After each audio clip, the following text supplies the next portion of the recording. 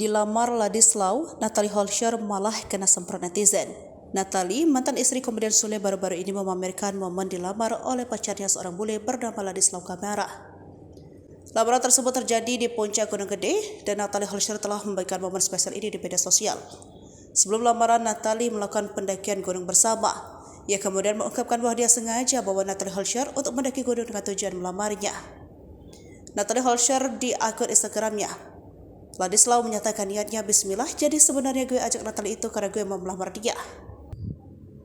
Ketika mereka tiba di puncak gunung, Ladislau mengeluarkan cincin dan berlutut, lalu dia melamar Natalie Holscher dengan pertanyaan, "Do you want to marry me?" Natalie yang tak menyangka akan dilamar terkejut dan langsung menutup mulutnya.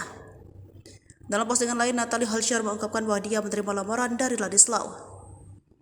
Dia membagikan foto cincin lamaran yang menggambarkan bahwa dia telah menerima tawaran tersebut dengan tulisan "She said yes".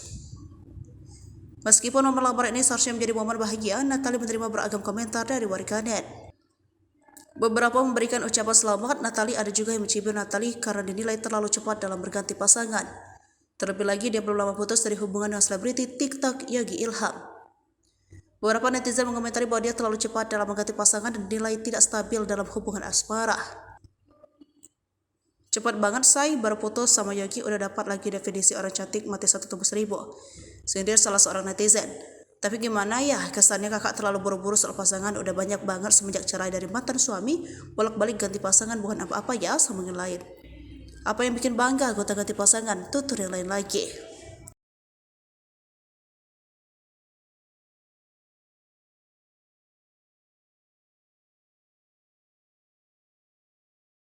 Download Tribun X sekarang, menghadirkan lokal menjadi Indonesia.